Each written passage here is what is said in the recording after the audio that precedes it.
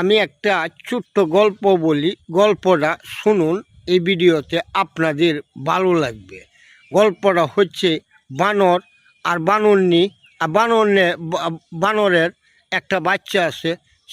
সেই গল্পটা আপনারা শুনুন। কারণ বানরে বানরনি কী করে বাসায় কাজ করে, আর বানরে টুটুরায়া ঘুরে। তখন ঘুরিয়া গাড়িয়া কী করে, বানরনি যখন বাসার থেকে কাজ করিয়া যে টাকাটা নিয়ে আসে, সেই টাকাটা হঠাৎ করে আসে বলে, এই বানরনি টাকা দে।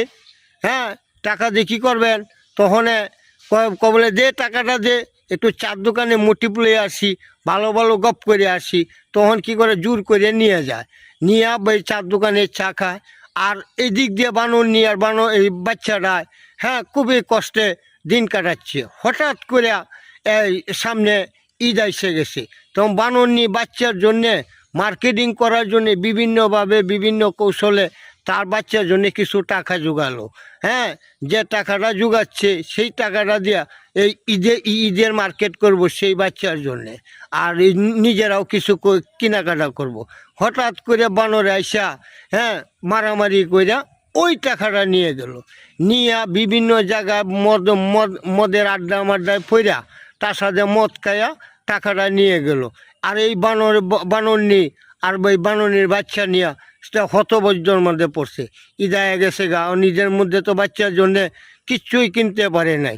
তখন বানর যখন ঘরে আসলো, তখন আসলেই বানরনি বলতেছে, এই তুমি যে টাকাটা খরচ করলা আজকে ঈদের দিন, আমার বাচ্চাটার জন্য তো আমি কিছুই কিনতে পারি নাই, এখন আমি বাচ্চাটারে কী দিয়ে বুঝ দিব?